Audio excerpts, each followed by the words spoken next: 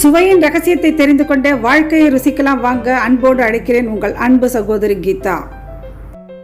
Milk dessert. Wow, பார்க்குறதுக்கே ரொம்ப கவர்ச்சியாக இருக்கே. பார்க்குறதுக்கு மட்டும் கவர்ச்சி இல்லைங்க, நம்ம இதை சாப்பிட்டாலும் உள்ளுக்குள்ளே போய் குளு குளு குளு குளுன்னு அப்படி ஒரு கவர்ச்சியாக மனசை சுண்டி இழுக்கும். சாப்பிட்டுக்கிட்டே இருக்கலான்னு தோணும். ஃபுல்லாக முடிச்சுட்டு தான் நம்ம எழுந்திருப்போம். குழந்தைங்கள்லேருந்து பெரியவங்க வரைக்கும் அனைவரோட மனதையும் சுண்டி இழுக்கும். இது நம்ம பாலும் ரஸ்க்கும் வச்சு செய்ய போகிறோம். ஒரு சுகர் சிரப் தயார் பண்ணி, கஸ்டர்ட் க்ரீம் தயார் பண்ணி, காட்டேஜ் சீஸ் போட்டு செய்ய போகிறோம். சுவையை கூட்டுறதுக்குரிய பொருட்கள் எல்லாமே நம்ம சேர்த்துருக்குறோம். ரொம்ப சிம்பிளான மெத்தடில் இதை நான் உங்களுக்கு சொல்லிக் கொடுக்குறேன். வாழ்க்கையை ருசிக்கலாம் வாங்க. ஒரு பாத்திரத்தை அடுப்பில் வச்சுக்கோங்க. அதில் 250 ml தண்ணி சேர்த்துக்கோங்க. அதுக்கப்புறம் 100 கிராம் சீனி சேர்த்துக்கோங்க. அது 8 டேபிள் ஸ்பூன் இருக்கும். அப்புறம் 2 பிஞ்ச் குங்குமப்பூ சேர்த்துக்கோங்க. 1/4 டீஸ்பூன் ஏலக்காய் பவுடர் சேர்த்துருக்கேன். ஆரஞ்சு கலர் 1 பிஞ்ச் சேர்த்துருக்கேன். சுவையை கூட்டுறதுக்காக 1 பிஞ்ச் உப்பு சேர்த்துருக்கேன். எல்லாத்தையும் சேர்த்து மிதமான தீயில 7லேருந்து ஒரு 8 நிமிஷம் வரைக்கும் நல்லா கொதிக்க விடுங்க. இந்த மாதிரி தலபுல நல்லா கொதிச்சு வரும். அந்த டயத்தில் ஸ்டவ் ஆஃப் பண்ணிவிட்டு இதை ஒரு பக்கமாக எடுத்து வச்சுருங்க. அடுத்து நம்ம கஸ்டர்ட் க்ரீம் தயார் பண்ண போகிறோம். அதுக்கு 500 ml பால் எடுத்துக்கோங்க. அப்புறம் 4 டேபிள் ஸ்பூன் மைதா மாவு அதில் சேர்த்துருக்கேன். அப்புறம் 1 டீஸ்பூன் சோள மாவு சேர்த்துருக்கேன். அப்புறம் 3 டேபிள் ஸ்பூன் சுகர் சேர்த்துருக்கேன். எல்லாத்தையும் சேர்த்து நல்லா கலக்கி விடுங்க. கட்டிகள் இல்லாமல் நல்லா கலக்கணும். இந்த மாதிரி கட்டிகள் அறவே இருக்கக்கூடாது. அதுக்கப்புறம் நம்ம அதை வடிகட்டிக்க போகிறோம். ஒரு பாத்திரத்தை அடுப்பில் வச்சு நல்லா வடிகட்டிடுங்க. கட்டி ஏதாவது இருந்தால் கூட இப்படி நம்ம வடிகட்டி அதை எடுத்துடலாம். மிதமான தீயில நல்லா கிண்டி விடுங்க. நம்ம கஸ்டர்ட் க்ரீம் தயார் பண்ணுறோம். தீயை மிதமாக வச்சுட்டு நல்லா கிண்டி விடுங்க. நல்ல மணமாக இருக்குது பால். அந்த மைதா மாவோட சேர்ந்து நல்லா திக்காக வருது. இந்த நேரத்தில் 3 டேபிள் ஸ்பூன் சீனி சொல்லியிருந்தேன்னா அதையும் சேர்த்துக்கோங்க. சேர்த்து நல்லா கிண்டி விடுங்க. கடைசியாக பால் பவுடர் ஒரு 4 டேபிள் ஸ்பூன் சேர்த்துருக்கேன். அதையும் சேர்த்து நல்லா கிண்டி விடுங்க. அடி பிடிக்காமல் மிதமான தீயில வச்சு நல்லா கிண்டி விடுங்க. அப்புறம் 1 டீஸ்பூன் வெண்ணிலா எசன்ஸ் சேர்த்துக்கோங்க. அதையும் சேர்த்து கட்டிகள் இல்லாமல் நல்லா கிண்டி விடுங்க. கடைசியாக நாம் காட்டேஜ் சீஸ், அது ஒரு 500 கிராம் நல்லா க்ரஷ் பண்ணி எடுத்திருக்கேன். அதையும் சேர்த்து நல்லா கிண்டி விடுங்க. சுவையை கூட்டுறதுக்கு 1 பிஞ்ச் சால்ட் போட்டிருக்கேன். இறுதியாக நம்ம 2 டேபிள் ஸ்பூன் பட்டர் சேர்க்க போகிறோம். 2 டேபிள் ஸ்பூன் பட்டர் சேர்த்து நல்லா கலந்து விட்டுடுங்க. நல்லா கலந்து விட்டு திக்காயிடுச்சு. இப்போ நம்ம கஸ்டர்ட் க்ரீம் ரெடி ஆயிடுச்சு.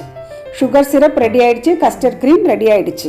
அடுத்து இந்த மாதிரி ஒரு கிளாஸ் கண்டெய்னரோ இல்லை வேறு ஏதாவது ஒரு கண்டெய்னரோ எடுத்துக்கோங்க. அதில் ரஸ்க்கு, அழகாக ரஸ்க் எடுத்து அடுக்குங்க. இந்த மாதிரி அழகாக ரஸ்க் எடுத்து ஃபுல்லாக அடுக்கிடுங்க. அதுக்கப்புறம் நம்ம தயார் பண்ணி வச்சுருந்த சுகர் சிரப் இருக்குது பாருங்கள், ஆரஞ்சு கலர் சுகர் சிரப், அதை அது மேலே நல்லா ஊற்றிடுங்க. அந்த சுகர் சிரப் அந்த ரஸ்கில் நல்லா ஊறணும். அந்த அளவுக்கு எல்லா இடத்துலையும் பரப்பி விட்டுருங்க. அப்புறம் டெசிகேட்டட் கோகோனட்டை நான் அது மேலே தூவுறேன்.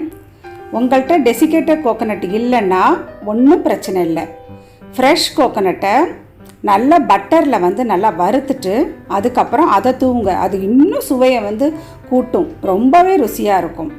அதுக்கப்புறம் நம்ம அந்த கஸ்டர்ட் க்ரீம் தயார் பண்ணியிருந்தோம்ல, காட்டேஜ் சீஸ் பன்னீர் போட்டு, வாவ், அதை மேலே நல்லா ஸ்ப்ரெட் பண்ணி விடுங்க.